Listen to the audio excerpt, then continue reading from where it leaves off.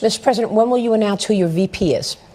Not for a while. I mean, Not we have so many great people in the Republican Party, but not for a while. Well, what criteria are you using to identify who your running mate is? Always, it's got to be one thing. It's got to be who would be a good president. I mean, you always have to think that because, you know, in case of emergency, things happen, right? No matter who you are, things happen.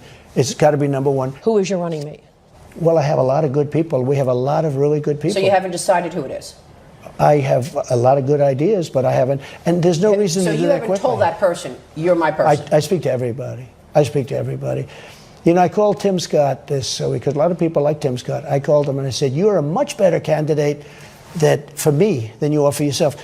When I watched Tim, he was fine, he was good, but he was very low-key, et cetera, et cetera. I watched him in the last week defending me and sticking up for me and fighting for me. Uh-oh.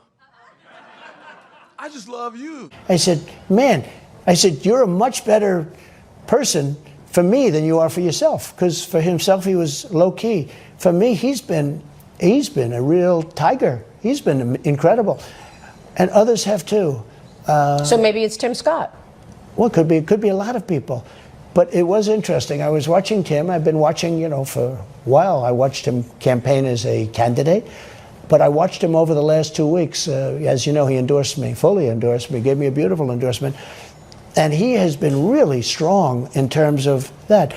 No, but that has nothing to do, I don't want anybody to take even any inference, but it's incredible. Kristi Noem has been incredible fighting for me. She said I'd never run against him because I can't beat him. That was a very nice thing to say. What was the story that your team reached out to RFK Jr.?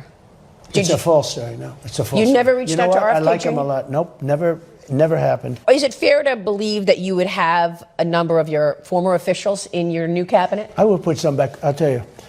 I came to Washington having spent almost no time in my life in Washington. I know, you said and all of a sudden I'm president. And I wasn't into Washington society. So I was not I was a New York person. I was a New York builder. Well, you were an outsider, and that's why I was a totally had outsider. you.